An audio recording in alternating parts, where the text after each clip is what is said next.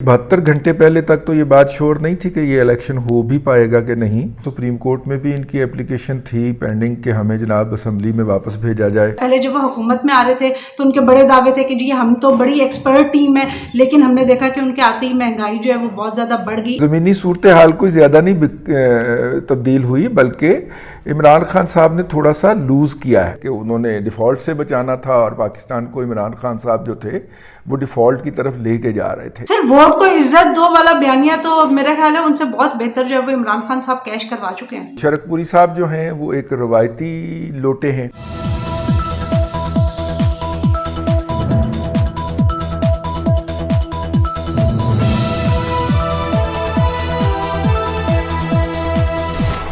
अस्सलाम वालेकुम नाज़रीन, प्रोग्राम बात से बात के साथ मैं हूं आपकी मेज़बान अफीफ़ा राव और मेरे साथ मौजूद है सीनियर तज्जिया का रिजवान रज़ी साहब। अस्सलाम वालेकुम सर। वालेकुम अस्सलाम। सर ये क्या हो रहा है? हम तो सोचते थे कि शायद पीटीआई उस तरह का रिस्पांस नहीं कर सकेगी, लेकिन पीटीआई ने तो बड़ा मार्का मारा है और जितनी सीटें उन्होंने जीती हैं, तो अब इस पे आप क्या कहेंगे? अब आप तस्लीम करेंगे कि पीटीआई वाकई जो है वो बहुत ज़्यादा मकबूल होती जा रही है?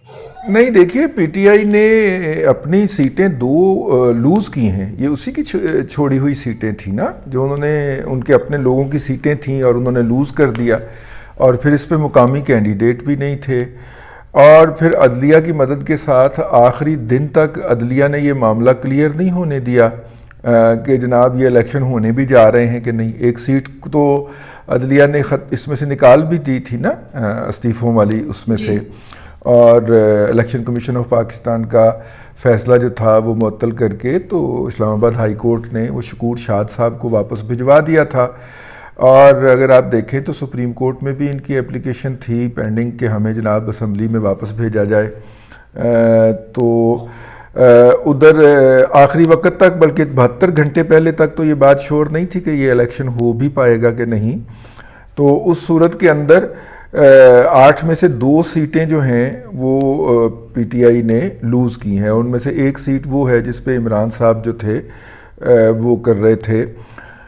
5.25 लाख वोट लिया है पीटीआई के मुखालफ कैंडिडेट्स ने, ये मुखालफ सारे नहीं, मतलब कि जो पीएमएल-एन के या पीडीएम के कैंडिडेट ने, ठीक है, मैं जमात इस्लामी और टीएलपी उसमें शामिल नहीं कर रहा। 5.25 लाख वोट उन्होंने लिया है और 5.25 लाख वोट लिया है जनाब इमरान अहमद खान नियाज़ी साहब ने।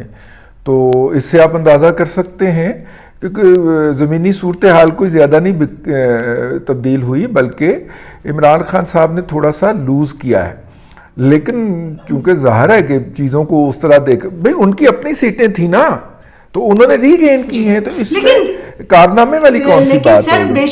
बेशक उनकी अपनी सीटें थी, लेकिन इन सीटों के बारे में कहा जाता था कि बहुत सोच समझ के सिर्फ इन चंद इस्तीफों को कबूल किया गया था, जहां पे उनको नजर आता था कि पीटीआई जो है वो उतनी स्ट्रांग पोजीशन पे नहीं है जितनी कि बाकी किसी और जगह पे हो सकती है।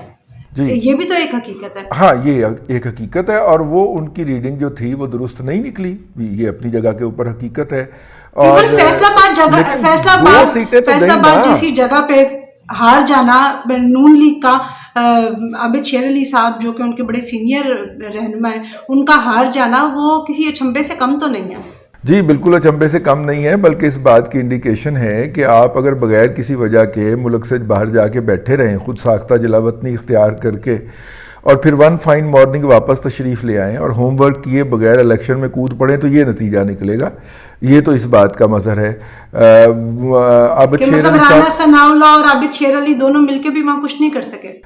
राना सनाउल्लाह और आबिद शेर अली साहब का इख्तिलाफ अपनी जगह के ऊपर मौजूद है, और शायद वो भी किसी जगह के ऊपर एक्ट किया होगा। वो दोनों एक दूसरे के ख़िलाफ़ भी नबरदज़माल रहते हैं, लेकिन इसमें बहरहाल बज़ाहिर उन्होंने जो था वो उनका अंदर दिया। फैसलाबाद के अंदर सिचुएशन अच्छी नहीं रही, बिल्कुल आप सही कह रहे हैं जी। तो सर अब ये 6 सीटों पे इमरान खान जो है वो उन्होंने कामयाबी तो हासिल कर ली, उन्होंने मनवा लिया कि जी वो बहुत ज़्यादा जो है वो लोगों की इस वक्त सपोर्ट उनको हासिल है। लेकिन अब अगर इलेक्शन आते हैं जिस तरह से इमरान खान साहब का मुतालबा है, तो इमरान खान साहब खुद तो हर जगह से इलेक्शन नहीं लड़ सकते। तो अगर जनरल इलेक्शन अनाउंस हो जाता है तो आपके ख्याल में जो है वो किस तरह का माहौल बनेगा, या कौन सी पार्टी जो है वो उसको एज मिलेगा? دیکھیے الیکشن اناؤنس ہونے کی جو بات آپ کر رہے ہیں، ان حالات کے اندر مجھے تو نہیں لگتا کہ موجودہ جو وفاقی حکومت ہے وہ الیکشن کرانے کی کسی ایڈونچر کا حصہ بنے گی یا الیکشن میں جانا پسند کرے گی. سر ان کی ویسے سوری کہ میں آپ کی بات کاٹ رہی ہوں، ان کے 2 ایڈونچر جو ہے نا وہ کافی ان کا اندازہ غلط ثابت ہوا ہے. پہلے جب وہ حکومت میں آ رہے تھے تو ان کے بڑے دعوے تھے کہ جی ہم تو بڑی ایکسپرٹ ٹیم ہے، لیکن ہم نے دیکھا کہ ان کے آتے ہی مہنگائی جو ہے وہ بہت زیادہ بڑھ گئی، ایک دم سے بڑھ گئی. ٹھیک ہے اب اس کو اسحاق ڈار صاحب کنٹرول کرنے کی کوشش کر رہے ہیں، لیکن بڑھ بہت زیادہ گئی تھی. پھر انہوں نے اب جو سلیکٹو استعفے جو ہے وہ قبول کر کے یہ ایڈونچر کرنے کی کوشش کی کہ شاید پچھلے بائی الیکشن کو چھوڑ کے اس والے بائی الیکشن میں ہم کوئی اپنی جو ہے وہ پاور دکھا سکیں گے. تو دونوں کے دونوں تو وہ ایڈونچر کا رزلٹ بھگت چکے ہیں. تو اب وہ تیسرا ایڈونچر میرا نہیں خیال کہ جنرل الیکشن کا جو ہے وہ کر سکتے ہیں. نہیں، یہ جو آپ نے پہلے والے 2 ایڈونچر گنوائے ہیں یہ ان کے نہیں تھے. عمران خان صاحب ان کو ڈکٹیٹ کر رہے ہیں سیاست میں، وہ عمران خان صاحب کی سیاست کر رہے ہیں، وہ اپنی سیاست نہیں کر رہے. وہ ریئیکشنری پالیٹکس کر رہے ہیں، رد عمل میں کر رہے ہیں. ان کو گالی ملتی ہے تو جواب کے اندر وہ گالی دیتے ہیں. یہ اس وقت تک اب ہو رہا ہے. اب تک کسی جماعت نے اپنی سیاست لانچ نہیں کی ہے.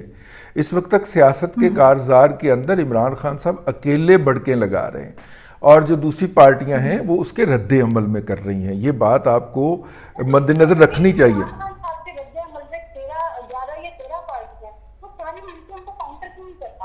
پہلے تو بات یہ ہے کہ فگر درست کریں، 11 یا 13 نہیں ہے، 8 ہیں.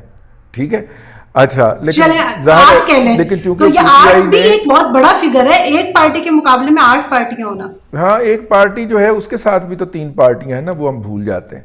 تو 4 اور 8 کا مقابلہ ہے، کوئی بڑی بات نہیں. ان کا ہونا نہ ہونا آپ کو خود پتا ہے. دوسری بات یہ ہے کہ دیکھیے عمران خان صاحب نے پچھلی دفعہ بھی اپنی جیتی ہوئی الیکشن سیٹیں جو تھیں ان میں سے 5 سیٹیں لوز کیں. اس دفعہ بھی انہوں نے اپنی 8 سیٹوں میں سے 2 سیٹیں لوز کیں. لیکن ان کا بیانیہ اتنا سٹرونگ ہوتا ہے، یا ان کے جو سوشل میڈیا کی ٹیم ہے یا جو میڈیائی ٹیم ہے وہ اتنی سٹرونگ ہوتی ہے کہ آپ مجھے بولنے نہیں دے رہے آج. ٹھیک ہے نا، کیونکہ آپ کنزیومر ہے نا. لیکن جو ہے نا میں کل کا جو رزلٹ تھا وہ میرے لیے وہ اتنا حیران کن تو نہیں تھا. ایکسپیکٹ کیا جا رہا تھا کہ پی ٹی آئی، کیونکہ عمران خان صاحب خود الیکشن لڑ رہے تھے تو کہ پی ٹی آئی سیٹ نکال سکتی ہے، لیکن اتنا برا حال ہوگا میں نے یہ نہیں سوچا. نہیں، برا حال کی کیا بات ہے، وہی حال ہے جو پہلے تھا. اور یہ دونوں ایڈونچر جو ہیں یہ عمران خان صاحب کے ایڈونچر ہے. میں تو صرف یہ عرض کرنے کی کوشش کر رہا ہوں، پی ٹی ایم نے ابھی تک کوئی ایڈونچر نہیں کیا اور وہ کرنا بھی نہیں چاہتے نا. اور ان کا یہ جو خیال ہے وہ وہی ہے کہ انہوں نے ڈیفالٹ سے بچانا تھا اور پاکستان کو عمران خان صاحب جو تھے وہ ڈیفالٹ کی طرف لے کے جا رہے تھے. ابھی آپ جو ہے اگر ہم اس پہ بات کر لیں تھوڑی سی، جو بائیڈن صاحب کی سٹیٹمنٹ کے اوپر اسٹیٹ ڈپارٹمنٹ نے جو بائیڈن صاحب نے پاکستان کے بارے میں سٹیٹمنٹ مبینہ طور پہ دی تھی، اس سٹیٹمنٹ کے بارے میں وہ سٹیٹمنٹ وڈرا ہوئی ہے اور کہا گیا ہے کہ جناب یہ ان کے خیالات جو تھے یہ آؤٹ آف کنٹیکسٹ پیش کیے گئے، ان کی قطعاً مراد ایسی نہیں تھی. لیکن اس سے ہم ہٹ جاتے ہیں.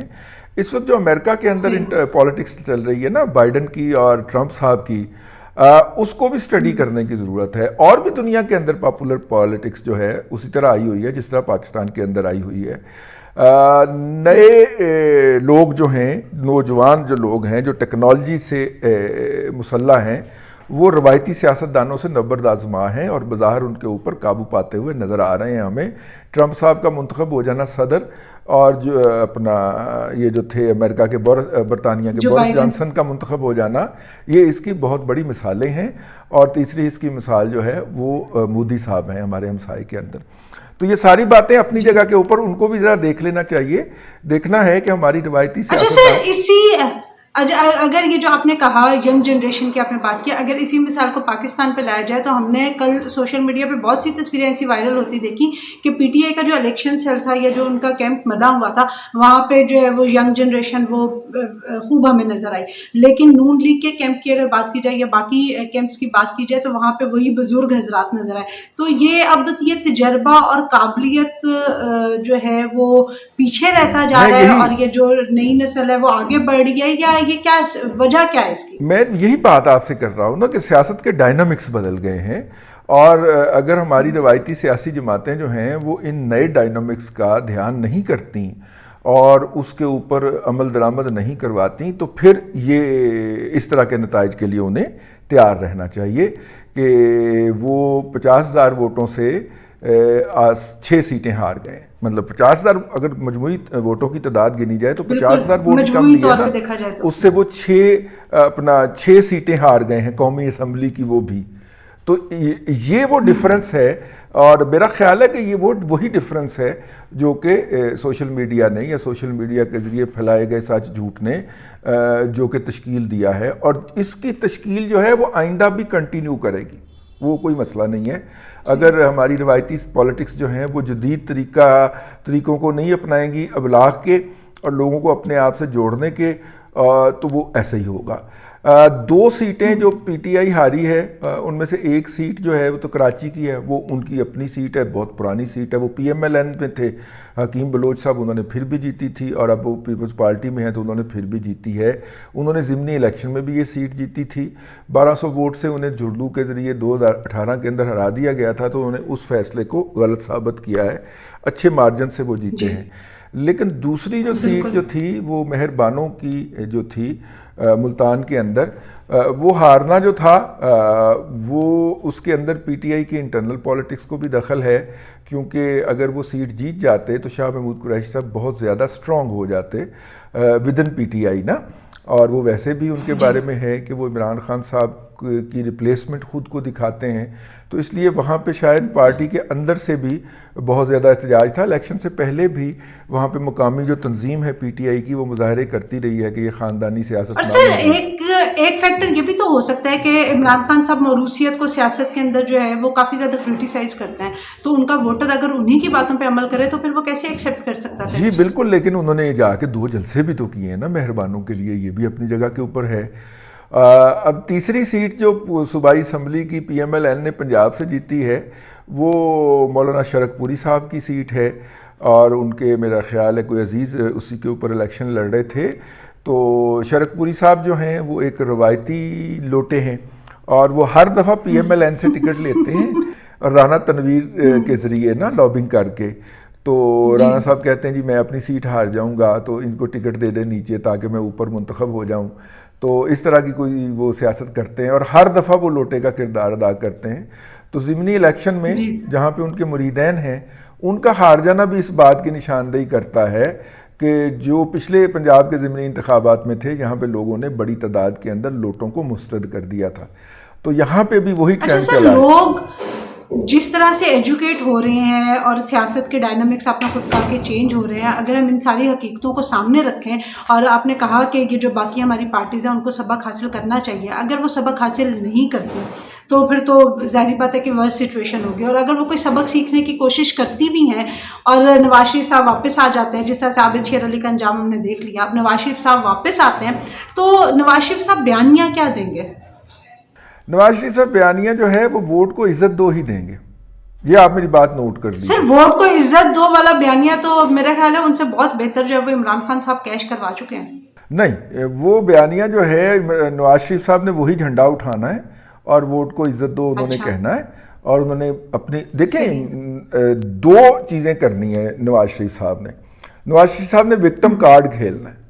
انہوں نے کہنا کہ دیکھیں نہیں میرے ساتھ زیادتی ہوئی, میری بیوی جیل کے اندر میں تھا تو مار دی گئی, میری بیٹی کو جیل کے اندر میرے سامنے سے قید کیا گیا, میرے ساتھ یہ ظلم ہوا, مجھے ادھر رکھا گیا, پھر مجھے زہر دیا گیا, میرے پلیٹلیٹس کم ہو گئے, میں باہر چلا گیا, میں علاج کروا کے آپ کے پاس آیا ہوں.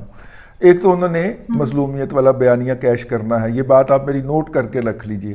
اور دوسرا انہوں نے کہنا ہے کہ جناب میں وزیر اعظم تھا. 200% ایگری کرتی ہوں آپ کے اس وکٹم کارڈ والے بیان. میں کہا میں آپ کی بات سے 200% ایگری کرتی ہوں وکٹم کارڈ والے بیانیے سے. اب اگلی بات جو زیادہ اہم ہے, اب اگلی بات کے اوپر یہ فیصلہ ہوگا کہ زیادہ مظلوم کون ہے. زیادہ مظلوم عمران خان صاحب ہیں کہ جن کو 4.25 سال حکومت کرنے دی گئی اور پھر ان کو نکالا گیا, یا زیادہ مظلوم نواز شریف صاحب ہیں کہ جنہیں 8 ماہ حکومت نہیں کرنے کی دی گئی اور عمران خان سے دھرنا کروا دیا گیا. ٹھیک ہے, تو اس لیے ان دونوں اس کیمپین کے اندر وٹے جو بج رہے ہوں گے, جو گالیاں مل رہی ہوں گی, وہ ایک ہی پارٹی کو مل رہی ہوں گی جس کا نام آپ اور میں نہیں لے سکتے.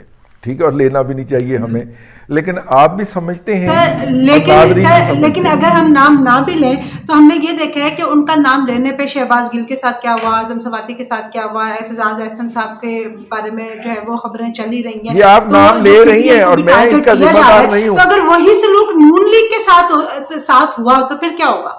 میں کہہ رہا ہوں یہ آپ نام لے گئی ہیں اور میں ہاتھ کھڑے کر رہا ہوں کہ میں بھئی عفیفہ کی اس بات کے ساتھ نہیں ہوں. ویسے ان کو بھیج دیا گیا. لیکن سر پھر تو پی ٹی آئی اور نون لیگ دونوں ایک ہی جگہ پہ آ کے کھڑے ہو جائیں گے نا. جی دونوں ایک جگہ پہ کھڑے ہوں گے, پھر فیصلہ یہ ہوگا کہ زیادہ مظلوم کون تھا اور کم مظلوم کون تھا. ٹھیک ہے, تو پھر کم اور زیادہ مظلوم کا کلیئر نہیں کر رہے, لیکن چلے اگر آپ اس بات پہ نہیں آنا چاہتے تو میں بھی نام نہیں لیتی, میں چھوڑ دیتی ہوں اس بات کو. تو اب آپ مجھے اگلے سوال کی طرف آنے دیں اور بتائیں کہ اسحاق ڈار صاحب کے جو دورہ تھا اس کے بارے میں جو ہے نا وہ سوشل میڈیا پہ بہت طرح کی افواہیں چل رہی ہیں. آپ بتائیں آپ کو کیا لگتا ہے کہ وہ دورہ کس حد تک کامیاب تھا یا وہ بالکل ناکام ہو گیا؟ نہیں, دورہ جو ہے وہ ان کا جتنا کامیاب ہونا چاہیے تھا اتنا ہو گیا. لیکن اس سے پہلے میں آپ کو یہ بتاتا چلوں کہ اعظم سواتی صاحب جو ہیں ان کو جوڈیشل ریمانڈ پہ جیل بھیج دیا گیا ہے. ویسے اصولی طور پہ تو انہیں کل ہی بھیج دیا جانا چاہیے تھا, لیکن چونکہ اتوار کے روز جیل والے جو لوگ ہیں وہ قیدی قبول نہیں کرتے. ان کی جو چھٹی ہو جاتی ہے نا 5 بجے کے بعد جیل بند ہو جاتی ہے, تو عید کے روز چھٹی ہوتی ہے, تو وہ قیدی قبول نہیں کرتے. تو اس لیے شاید کل کے سے لے کے آج تک کا ریمانڈ دیا گیا. تو یوں ان کا بھی 4 روزہ ریمانڈ ہوا ہے. 4 روزہ ریمانڈ ہی ان کا ہوا تھا, اپنا شہباز گل صاحب کا, اور 4 روزہ ریمانڈ ہی ان کا بھی ہوا ہے. اور یہ تو آپ کو پتہ ہی ہے کہ یہ بیچارے جو ہیں یہ کہاں سے گرفتار ہوئے تھے. یہ ان کے وہ آپ اگر اسلام آباد میں گئے ہوں یا رہے ہوں تو آپ کو ہوگا کہ اسلام آباد کے اندر بہت سارے نالے بہتے ہیں, اور اسلام آباد کی انتظامیہ نے جو ہے سیوریج کا پانی ان میں ڈالنے کا اہتمام کیا ہوا ہے. تو یہ اس طرح ان کے گھر کے پچھواڑے میں جو 7 نمبر ان کا گیسٹ وہ ہے فارم ہاؤس, اس کے پچھلے اس طرف جو تھا وہ اس طرح کا جو نالا تھا وہاں پہ جا کے یہ بیٹھے رہے بیچارے. تو ان کے کپڑے بھی خراب تھے. پھر ان سے جب کپڑے چینج کروائے گئے تو انہوں نے کہا کہ جی مجھے ننگا کر کے مارا گیا, حالانکہ وہ صرف وہ اس قابل نہیں تھے کہ ان کو لے کے جایا جاتا. تاہم اب وہ جیل چلے گئے ہیں, جوڈیشل ریمانڈ کے اوپر عدلیہ کی کسٹڈی میں آ گئے ہیں. اچھی بات ہے, انویسٹیگیشن ان سے پوری ہو گئی. اب آ جائیے اپنا اسحاق ڈار صاحب. اسحاق ڈار صاحب گئے تھے وہاں پہ 2 پوائنٹ ایجنڈے کے اوپر. ایک تو وہ چاہ رہے تھے کہ آئی ایم ایف اپنی کنڈیشنلٹیز کے اندر نرمی کرے, اور دوسرا وہ چاہ رہے تھے کہ ورلڈ بینک جو ہے وہ ہمیں پیسے زیادہ دے, اور دونوں چیزیں وہ سیکیور کرنے میں کامیاب ہو گئے ہیں. جو مڈل ایسٹ افریقہ والا گروپ جو ہے اس کے بورڈ آف ڈائریکٹر یا بورڈ آف گورنر جو ہوتا ہے اس کے اجلاس میں اسحاق ڈار صاحب شریک ہوئے, جس کے اندر وہ جو خاتون ہیں آئی ایم ایف کی سربراہ وہ بھی بیٹھی ہوئی تھیں, اور انہوں نے جو ہے وہ اسحاق ڈار صاحب کو اچھے الفاظ میں متعارف کروایا ہے اور کہا ہے کہ ہم ان کے ساتھ ہیں. اور اس کے بعد ورلڈ بینک کے سربراہ سے بھی ملاقات ہوئی ہے. $2 ارب وہ پہلے پاکستان کو کسی پروجیکٹ کی لوننگ کی بات کر رہے تھے. اب انہوں نے کہا کہ ہم اس کو بڑھا سکتے ہیں. اس وقت تک ہم اس پہ کوئی فیصلہ نہیں کر رہے جب تک کہ united nation development programme UNDP جو ہے وہ سیلاب کی تباہ کاریوں کا جائزہ نہ لے لے اور اس کی ہمیں رپورٹ نہ پیش کر دے, اور اس رپورٹ کے بعد پھر ہم والیوم طے کریں گے کہ ہم نے پاکستان کو کیا دینا ہے. لیکن آخری بات, اور اس کے بعد ہم اپنا ولاگ بند کر دیں گے, آخری بات یہ ہے کہ یہ تمام ملک جو ہیں وہ یہ تمام ادارے جو ہیں وہ پاکستان کو اس نظر سے دیکھتے ہیں کہ عمران خان صاحب جو ہیں وہ زیادہ اکثریت کے ساتھ واپس آ رہے ہیں طاقت کے اندر, اور جب وہ اس نظر سے دیکھتے ہیں تو پھر وہ اس کو بھی دیکھتے ہیں کہ انہوں نے ہمارا پروگرام ڈیفالٹ کیا تھا, اور اگر وہ پروگرام ڈیفالٹ کی طرف دیکھتے ہیں تو پھر وہ اپنے ڈیسیژنز کو ہولڈ پہ لے جاتے ہیں. اسحاق ڈار نے جا کے انہیں یقین دلایا ہے کہ آئی ایم ایف کا پروگرام سپٹمبر 2023 تک کنکلوڈ ہو جانا ہے. تو اگر اکتوبر میں الیکشن ہو بھی گئے ایسے کہ جس کے اندر عمران خان صاحب آ گئے تو آپ محفوظ ہوں گے, کیونکہ اس سے پہلے آپ کا پروگرام مکمل ہو گیا ہوگا اور آپ کو ہم پیسے لوٹانا شروع کر چکے ہوئے ہوں گے. تو اس لیے ایک تو یہ بات آپ ذہن میں رکھیے گا، اور ورلڈ بینک کو بھی انہوں نے یہی یقین دلایا ہے کہ اس وقت تک ہم میجر ڈیسیجنز لے چکے ہوں گے جس کو آنے والی حکومت جو ہے وہ مولڈ نہیں کر سکے گی۔ اس بنیاد کے اوپر انہوں نے تھوڑی سی حامی بھری ہے اور باتیں آگے کو بڑھنا شروع ہوئی ہیں، لیکن یہ بات تشویشناک ہے کہ عمران خان صاحب کے ڈومیسٹک نریٹو کو، یعنی مقامی بیانیے کو، ہمارے جو انٹرنیشنل پلیئرز ہیں وہ کس طرح دیکھ رہے ہیں۔ یہ بالکل ایسے ہے کہ جیسے آپ ایک دکان سے ماہانہ ادھار لے رہی ہوں اور آپ جا کے ایک دن اس دکاندار کو کھری کھری سنائیں اور اس کے بعد کہیں کہ ہم نے آپ سے آئندہ کا سودا نہیں لینا، تو وہ پھر کیا کہے گا بھلا؟ وہ کہے گا کہ باقی مہینے کا اور آپ ساتھ میں یہ بھی کہیں کہ ہم تو روس کی طرف جا رہے ہیں، یعنی کہ ہم تو دوسری دکان پہ جا رہے ہیں، تو پھر باقی مہینے کے لیے آپ کو ادھار نہیں دے گا، وہ سیدھی سی بات ہے۔ وہ کہے گا پھر ٹھیک ہے اسی سے لے لیجئے گا۔ تو ہمارے عمران خان صاحب یہ نعرہ لگا چکے ہوئے ہیں کہ ہم روس کی طرف جا رہے ہیں یا ہم چائنا کی طرف چلے جائیں گے، امریکہ باہر میں جائے۔ ہمیں تمام محلے کے اندر تمام دکانداروں کے ساتھ، تمام اہل محلہ کے ساتھ اچھے تعلقات رکھنے ہیں، اور جنہوں نے 4.25 سال کے اندر یہ تعلقات اچھے نہیں رکھے، اگر وہ 2/3 یا 3/4 میجارٹی کے ساتھ واپس آنے کی بات کر رہے ہیں اور سمٹم بھی یہی نظر آ رہے ہیں، تو پھر عالمی لوگ یا عالمی ادارے جو ہیں وہ ہمیں کس نظروں سے دیکھیں گے وہ میں نے آپ کو بتا دیا۔ جی ناظرین، آپ نے رضوان رضی صاحب کا انالیسس سنا، انہوں نے خدشات بھی ظاہر کیے کہ آگے 2/3 میجورٹی کے ساتھ کیا کچھ ہو سکتا ہے، اور اس کے بعد جو ہے یہ ادارے ہمیں کس نظر سے دیکھیں گے۔ آنے والے وقت میں بھی جو بھی صورتحال بنے گی اس کے بارے میں ہم آپ کو آگاہ کرتے رہیں گے۔ ویڈیو آپ کو پسند آئی ہو تو لائک ضرور کیجیے گا، شیئر کیجیے گا، کمنٹ میں اپنی رائے ضرور دیجیے گا۔ انٹل دا نیکسٹ ٹائم، اللہ حافظ۔